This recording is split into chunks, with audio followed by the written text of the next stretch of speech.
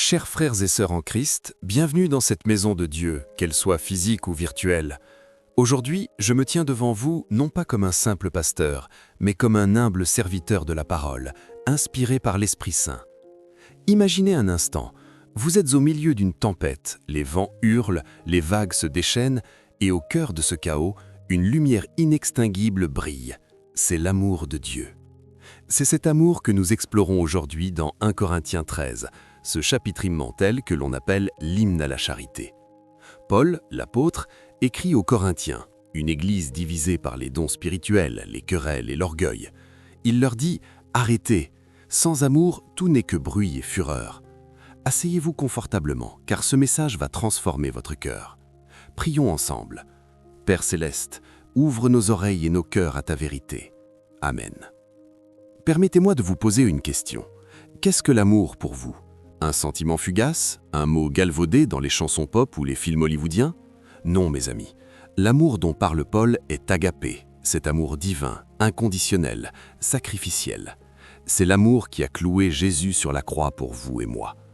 Et Paul commence fort. « Quand je parlerai les langues des hommes et des anges, si je n'ai pas la charité, je suis un airain qui résonne ou une cymbale qui retentit. » Imaginez un orchestre, des instruments magnifiques, mais sans harmonie, c'est du vacarme. J'ai connu un homme, un prédicateur doué, qui parlait avec éloquence, maîtrisait les langues anciennes, mais son cœur était sec. Ses sermons touchaient les oreilles, pas les âmes. Sans amour, nos talents sont vains. Pensez à votre vie, vos diplômes, vos succès professionnels, sans amour, c'est du bruit. Passons au verset 2. « Et quand j'aurai le don de prophétie, la science de tous les mystères et toute la connaissance, quand j'aurai même toute la foi jusqu'à transporter les montagnes, si je n'ai pas la charité, je ne suis rien. » Rien, zéro.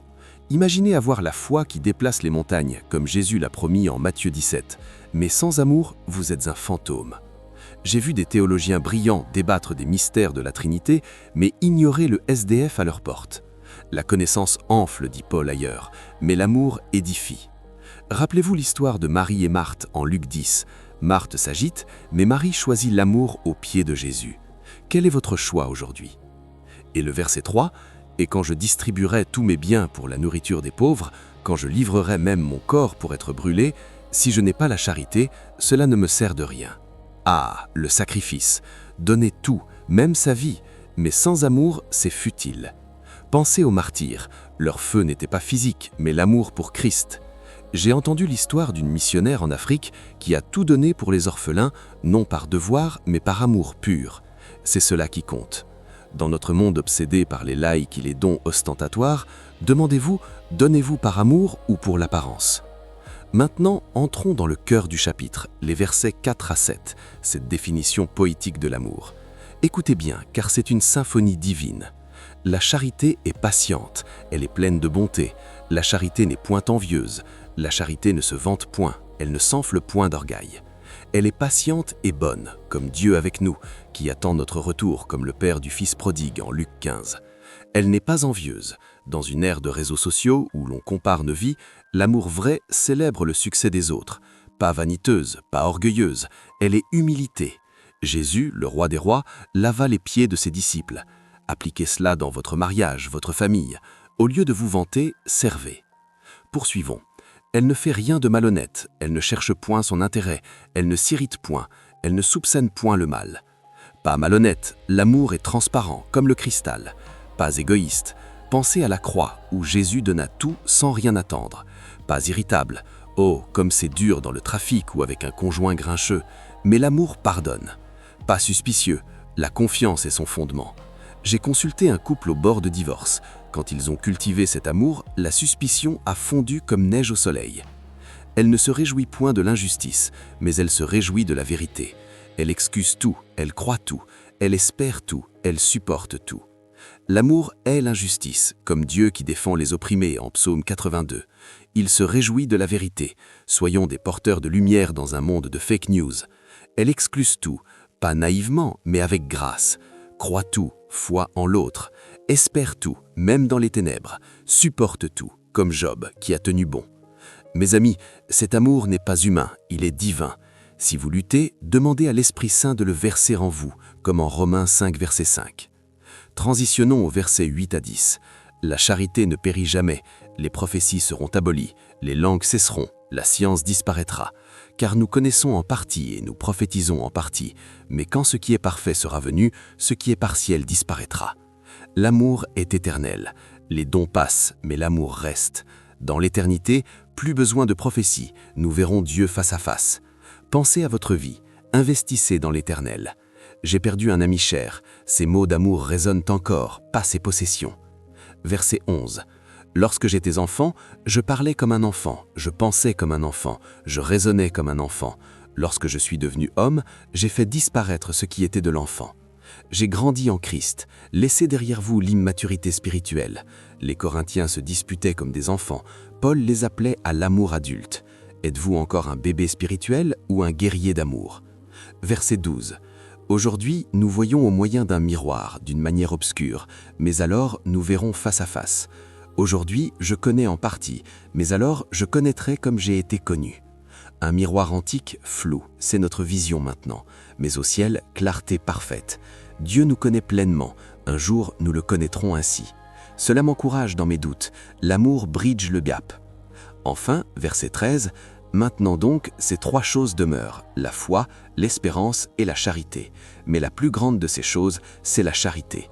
La triade éternelle, foi en Dieu, espérance dans son royaume, mais l'amour est suprême. Pourquoi ?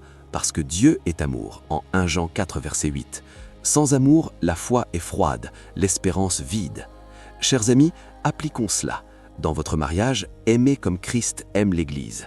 Au travail, soyez patient avec vos collègues. Dans la société, combattez l'injustice avec amour. Et pour ceux qui ne connaissent pas Christ, cet amour est pour vous. Il vous attend les bras ouverts. Prions. Seigneur, remplis-nous de ton amour. Aide-nous à le vivre chaque jour. Au nom de Jésus. Amen. Partagez cet amour autour de vous. Que Dieu vous bénisse. Mes bien-aimés, permettez-moi de vous poser une question qui va droit au cœur. Que reste-t-il quand tout s'effondre? Quand les succès s'estompent? Quand les applaudissements se taisent? Quand la santé décline? Quand les rêves s'envolent? Que reste-t-il? L'apôtre Paul nous donne la réponse dans ce chapitre explosif. Quand bien même je parlerai les langues des hommes et des anges, si je n'ai pas l'amour, je ne suis qu'un errant qui résonne ou une cymbale qui retentit. Regardez autour de vous. Notre monde célèbre le talent, la réussite, la beauté, le pouvoir. Mais Paul nous dit, vous pourriez avoir le don des langues célestes, la prophétie, la science de tous les mystères, une foi à déplacer les montagnes. Sans amour, vous n'êtes rien. Rien ? Ce mot résonne comme un glas. Tout votre service, vos sacrifices, vos œuvres, sans amour, c'est du bruit, juste du bruit. Mais qu'est-ce donc que cet amour qui donne valeur à toute chose?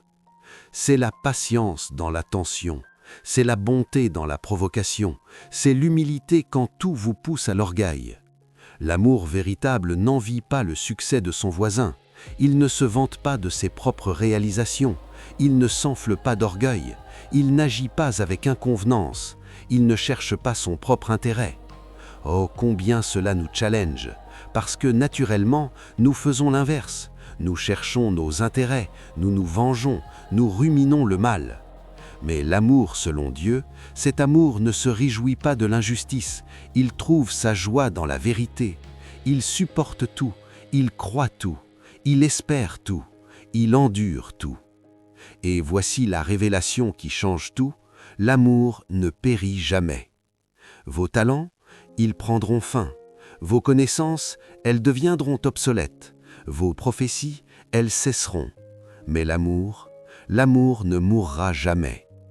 Quand vous serez devant Dieu, vous n'emporterez pas vos diplômes, votre compte bancaire, vos followers. Une seule chose traversera l'éternité, l'amour que vous aurez donné et reçu. Aujourd'hui, nous voyons comme dans un miroir, obscurement. Nos relations sont imparfaites, notre amour est limité, mais un jour vient où nous verrons face à face, un jour où nous connaîtrons comme nous avons été connus. En attendant ce jour, trois choses demeurent, la foi, l'espérance et l'amour. Mais la plus grande, oh la plus grande de toutes, c'est l'amour. Pas l'amour romantique des films, pas l'amour intéressé des relations utilitaires, mais l'amour agapé de Dieu, l'amour qui donne sans compter, l'amour qui pardonne l'impardonnable, l'amour qui persévère quand tout dit abandonne. Aujourd'hui, peut-être que vous réalisez que vous avez couru après tant de choses, en négligeant la seule qui demeure. Peut-être vos relations sont-elles marquées par l'irritabilité, l'envie, l'égoïsme. L'Esprit de Dieu vous parle aujourd'hui. Il ne vous condamne pas, il vous appelle à plus haut, à meilleur.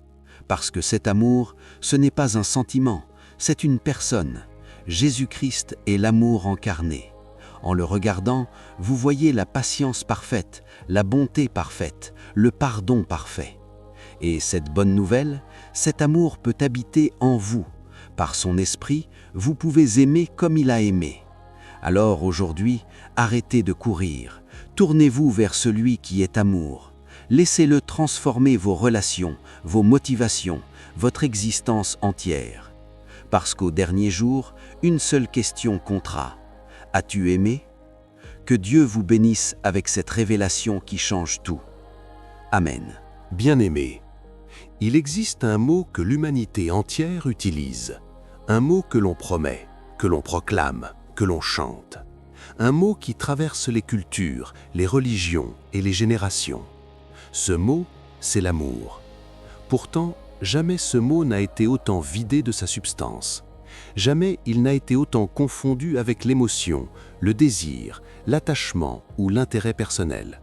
C'est pourquoi l'apôtre Paul, inspiré par le Saint-Esprit, écrit un texte d'une radicalité bouleversante, non pas à des incroyants, mais à une église remplie de dons, d'activités, de manifestations spirituelles, mais dangereusement pauvre en amour. L'épître de Paul dans 1 Corinthiens 13 n'est pas un poème.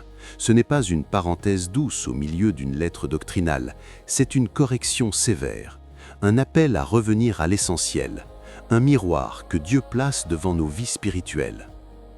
1. Sans l'amour, le spirituel devient du bruit. Paul commence par une affirmation dérangeante. Quand je parlerai les langues des hommes et des anges, si je n'ai pas l'amour, je suis un airain qui résonne ou une cymbale qui retentit. Autrement dit, on peut parler avec éloquence, avec puissance, avec ferveur, et pourtant ne produire que du bruit. Le bruit impressionne, le bruit attire l'attention, mais le bruit ne transforme pas. Paul ne nie pas les dons spirituels, il ne les méprise pas, mais il affirme qu'un don sans amour devient creux, vide, stérile. Il poursuit « Quand j'aurai le don de prophétie, la science de tous les mystères et toute la connaissance, quand j'aurai même toute la foi jusqu'à transporter des montagnes, si je n'ai pas l'amour, je ne suis rien. » Il ne dit pas « je fais moins », il dit « je ne suis rien ». Voilà une vérité que notre génération spirituelle a du mal à entendre. Nous valorisons ce que nous faisons pour Dieu. Dieu, lui, regarde ce que nous devenons en lui. Même le sacrifice peut être vidé de sa valeur.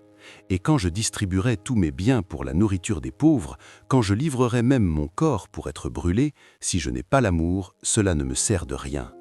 On peut donner sans aimer, on peut servir sans aimer, on peut se sacrifier sans aimer. Parce que l'amour n'est pas l'action, l'amour est la motivation. 2. L'amour biblique n'est pas un sentiment, c'est une nature. Paul ne définit pas l'amour par ce qu'il ressent, il le définit par ce qu'il est. L'amour est patient. La patience est la capacité de supporter sans se venger. L'amour sait attendre le temps de Dieu dans la vie de l'autre. L'amour est plein de bonté. La bonté est une force maîtrisée. C'est le pouvoir de faire le bien même quand on pourrait faire le mal.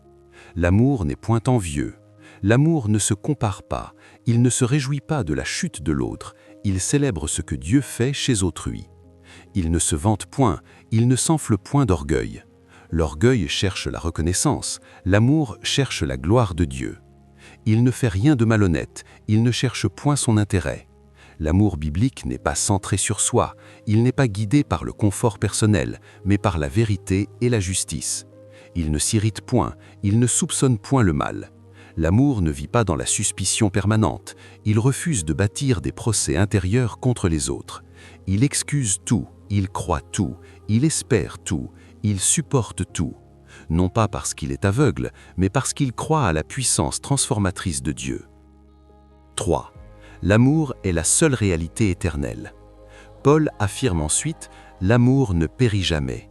Les dons sont temporaires, les ministères sont saisonniers, les révélations partielles disparaîtront, mais l'amour demeure. Il ajoute « Quand j'étais enfant, je parlais comme un enfant, je pensais comme un enfant, je raisonnais comme un enfant. Quand je suis devenu homme, j'ai fait disparaître ce qui était de l'enfant. » La maturité spirituelle ne se mesure pas au nombre de manifestations, elle se mesure à la profondeur de l'amour.